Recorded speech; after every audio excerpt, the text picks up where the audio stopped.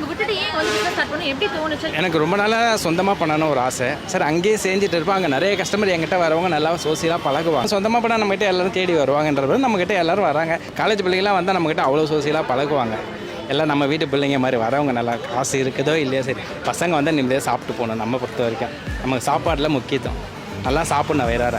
காசுக்கெல்லாம் ரொம்ப இது கிடையாது. நீங்கள் எவ்வளோ கொடுத்தாலும் வாங்கி போட்டு செய்யுது. இது நல்லா விரும்பி சாப்பிட்றது பார்த்தா bread omelette cheese, bread omelette minus சாப்பிடுவாங்க. பிரெட் ஆம்லெட் டோஸ்ட் இருக்குது, பொடி மாஸ் சீஸ் டோஸ்ட் இருக்குது, chocolate toast, jam toast, palkova toast இருக்குது. ஆமாம், 60 வெரைட்டி இருக்குது. ப்ரைஸ் வந்து சிங்கிள் பிரெட் ஆம்லெட் போட்டால் 25 ரூபா, 2 முட்டை போட்டால் 35 ரூபா. அதிலே மைனஸ்லாம் அது காசுலாம் இருக்குது. டபுள் எக் மைனஸ் இருக்குது, டபுள் எக் சீஸ் இருக்குது. டபுள் எக் சீஸ் போட்டால் 50 ரூபா, பொடி மாஸ் சீஸ் டோஸ்ட் போட்டால் 45 ரூபா வாங்குவேன்.